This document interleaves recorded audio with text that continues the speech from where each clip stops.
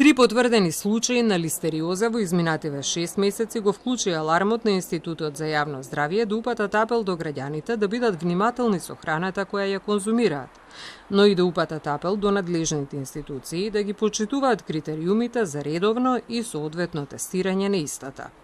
Според доктор Кочински, важно е особено во летните месеци, но и во текот на целата година соодветна проверка на храната и високо ниво на лична хигиена. Буквално секоја храна може да биде заразена. Тука најчесто се месото, месните производи, но и млекото и млечните производи, свежо овошје, зеленчук, риба, така да има доста храни каде што може да биде. Конзумирањето на пастеризирано млеко, проверките на храната, тоа е она најбитно што е како и за другите цревни заболувања, па така и за листериозата. Според директорката на Институтот за јавно здравје, Марија Антоновска, загрижувачки е фактот дека во одредени случаи се намалува бројот на анализи во нивната лабораторија и се доведува под знак прашање кои се критериумите и каде се проверува дали јадеме безбедна храна. 2014 имаме 3640, во 2023 година имаме 357. Тоа е вака драстично намалување на мострите кои што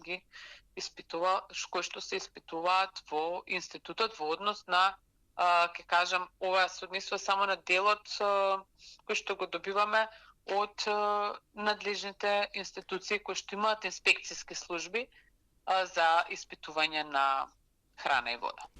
За Бошко Стојковски, кој е ангажиран во секторот за инспекцијски надзор при Агенцијата за храна и ветеринарство, без дилема сите испитувања се прават во лаборатории со акредитирани методи и се инсистира предност да имаат државните институции, меѓу кои се и Факултетот за ветеринарна медицина и Центрите за јавно здравје.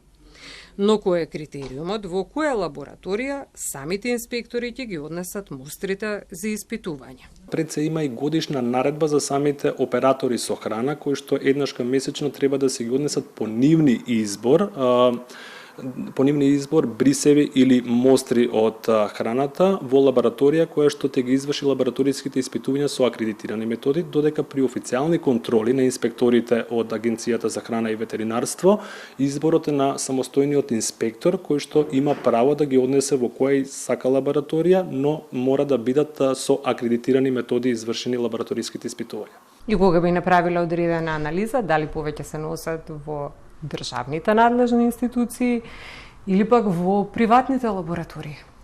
Според моите сознанија, повеќе се носат во државните лаборатории.